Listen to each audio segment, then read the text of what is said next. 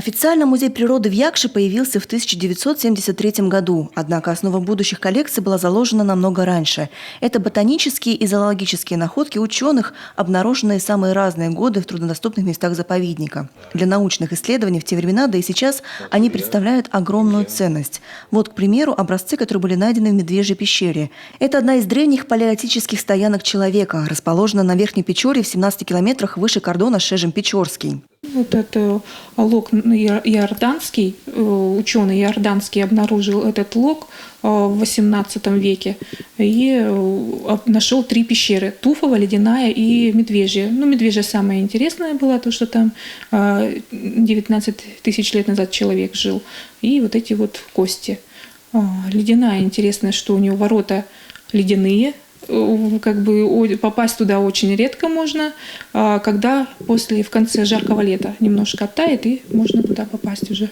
2000 наименований только в гербарии. Это листы высших растений и образцы лишайников. А в самом зоологическом зале на постоянной экспозиции 190 экземпляров. Чучело млекопитающих, птиц, земноводных и рыб. Из последних, кстати, самая интересная – карликовая семга. Она обитает в здешних реках круглый год и ждет на нерест крупных самок.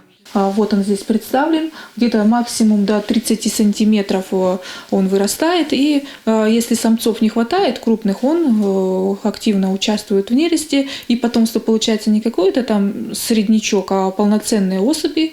Из этой кладки небольшой процент будет вновь вот этих карликов, которые вновь будут ждать самок. Бурый медведь, орлан-белохвост, беркут, белая сова или лиса. Всех этих обитателей заповедника можно разглядеть в мельчайших деталях. Но особняком здесь стоит соболь.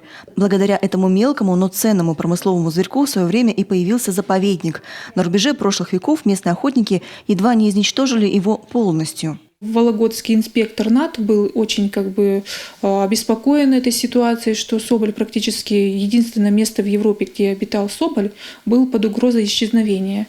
И он принимал меры, обращался к государству, писал письма, чтобы создать парк именно в предгорном районе, где обитал соболь. Но его, все просьбы государство отклоняло. И только лишь через несколько лет его просьбу услышали с помощью, Варсонофьева вновь подняла этот вопрос и направила повторно государству. В итоге в верховье Илыча и Печоры была отправлена экспедиция. Обследовав территорию, ученые пришли к выводу – эту местность нужно спасать. Вот так и появился в Коми заповедник. К его 70-летию в 2000 году в музее был открыт новый зал – краеведческий. Историко-этнографическая экспозиция была создана на средства Республиканской целевой программы поддержки заповедника и Сыктывкарского представительства Фонда дикой природы. И сегодня любой житель Коми может увидеть, как происходило начало освоения человеком северных широт. Любовь Лапина, Иван Богомолов, телеканал Юрган, Троицко-Печорский район.